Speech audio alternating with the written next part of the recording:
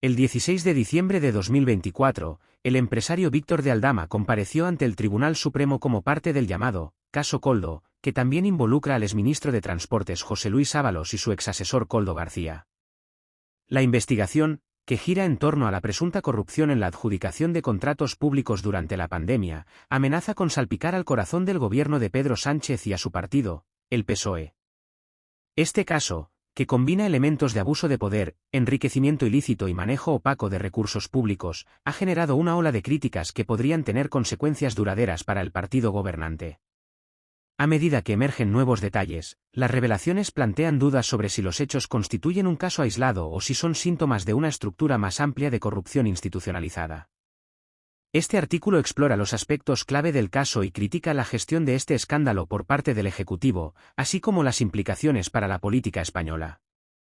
Víctor de Aldama, un empresario cuya influencia se extendía a los pasillos del poder, ha proporcionado pruebas que, según él, documentan una red de sobornos y favores entre altos cargos del PSOE y empresarios. Entre las pruebas presentadas se encuentran correos electrónicos, fotografías y pantallazos de mensajes de texto. Aldama ha afirmado haber pagado comisiones en efectivo a José Luis Ábalos y Koldo García a cambio de contratos públicos relacionados con la compra de mascarillas durante la pandemia de COVID-19.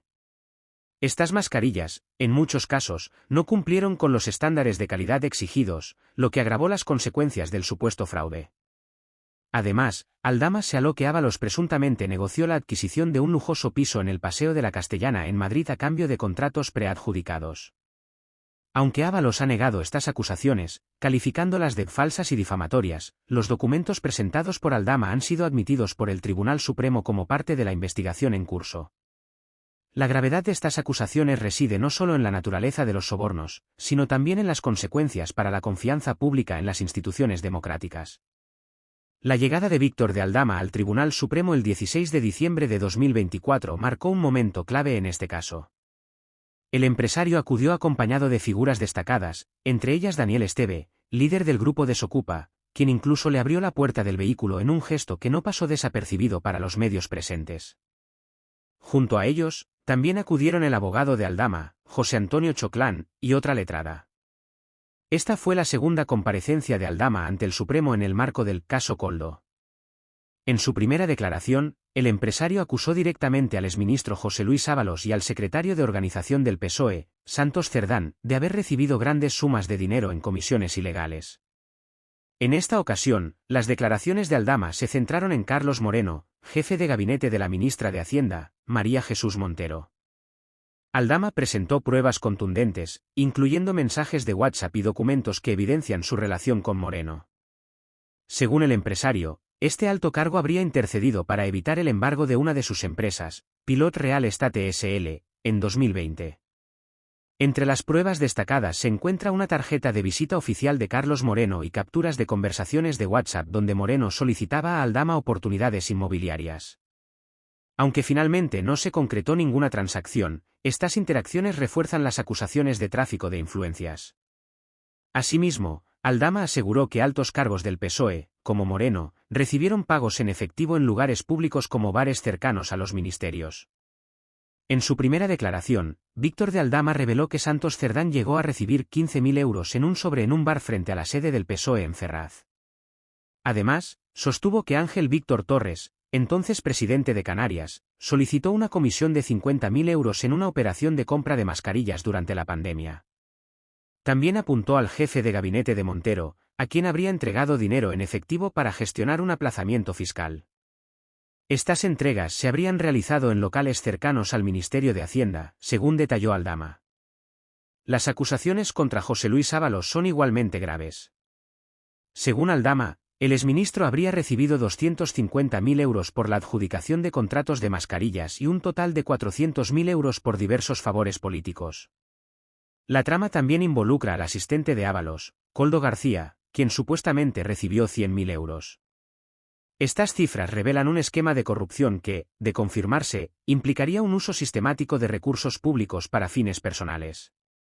El gobierno de Pedro Sánchez ha intentado distanciarse de este escándalo, pero las acusaciones de Aldama complican esa narrativa. En su declaración, Aldama también mencionó que altos cargos del PSOE, incluyendo a Santos Cerdán y Ángel Víctor Torres, habrían solicitado pagos en efectivo o favores en especie. Estos pagos se habrían disfrazado como donaciones a fundaciones o transferencias a cuentas en paraísos fiscales, un hecho que las autoridades fiscales y bancarias han comenzado a investigar. El hecho de que Pedro Sánchez haya sido mencionado indirectamente también genera preocupación. Aldama afirmó que su fotografía junto al presidente en un mitin no fue casualidad, sino que respondió a una petición específica de que Sánchez quería conocerle. Aunque esto por sí solo no constituye un delito, refuerza la percepción de cercanía entre los negocios de Aldama y el entorno presidencial.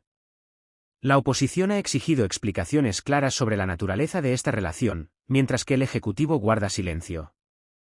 El Tribunal Supremo ha asumido parcialmente la investigación debido a la condición de aforado de Ábalos como diputado. Sin embargo, el resto del caso sigue en manos de la Audiencia Nacional, que está investigando otros posibles delitos, incluyendo fraude fiscal y blanqueo de capitales por parte de Aldama y sus socios. Esta división de competencias ha ralentizado el proceso y plantea preguntas sobre la eficacia del sistema judicial para abordar casos complejos que involucran a figuras públicas.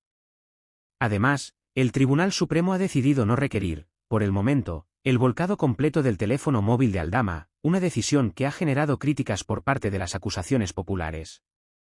Esta decisión podría interpretarse como una señal de protección a los investigados, en lugar de priorizar el esclarecimiento de los hechos. Mientras tanto, la Guardia Civil continúa recopilando pruebas y testimonios de otros empresarios que podrían estar involucrados en la trama. El gobierno de Pedro Sánchez ha adoptado una postura defensiva ante este escándalo. Mientras que Ábalos ha negado todas las acusaciones, calificándolas de una campaña de desprestigio, el PSOE ha guardado silencio en su mayoría. Este mutismo contrasta con las promesas de transparencia que Sánchez hizo al asumir el cargo y erosiona la confianza en su administración.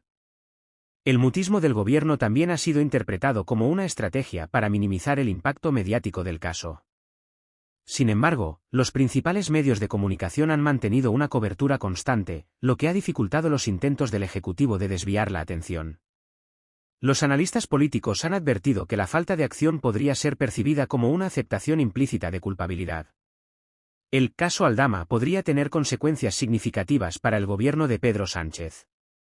Con elecciones generales previstas para 2025, el escándalo amenaza con debilitar la credibilidad del PSOE y proporcionar munición a sus rivales políticos. Partidos como el PP y Vox ya han aprovechado la situación para criticar al gobierno, calificándolo de cómplice de la corrupción. Además, la fragmentación de las acusaciones populares, que incluyen al Partido Popular, Vox y otras entidades, también podría complicar la estrategia de defensa del PSOE. A medida que más detalles salgan a la luz, la presión sobre el partido gobernante aumentará. Esta presión también podría provocar divisiones internas dentro del PSOE, donde ya han surgido voces críticas que exigen un cambio en la estrategia de comunicación. El escándalo también podría tener repercusiones internacionales, dado que algunos de los contratos en cuestión involucran empresas extranjeras. Si se confirman las irregularidades, España podría enfrentar sanciones o la pérdida de credibilidad en el ámbito internacional, especialmente en lo que respecta a la gestión de fondos europeos destinados a combatir la pandemia. La Comisión Europea ya ha solicitado informes detallados sobre el caso, lo que sugiere que Bruselas está observando de cerca el desarrollo de los acontecimientos. El caso Aldama no solo pone en entredicho la gestión de contratos públicos durante la pandemia, sino también la capacidad del gobierno de Pedro Sánchez para manejar crisis políticas y responder de manera transparente a las acusaciones de corrupción. La falta de una respuesta contundente y transparente refuerza la percepción de opacidad en el Ejecutivo, un lastre que podría costarle caro en las urnas. Si bien las investigaciones aún están en curso y no se han dictado sentencias definitivas, la mera existencia de este caso subraya la necesidad de una mayor rendición de cuentas en la esfera política. Sin un cambio significativo en la manera de abordar estos escándalos, el gobierno corre el riesgo de ser percibido como otro capítulo en la larga historia de corrupción institucionalizada en España.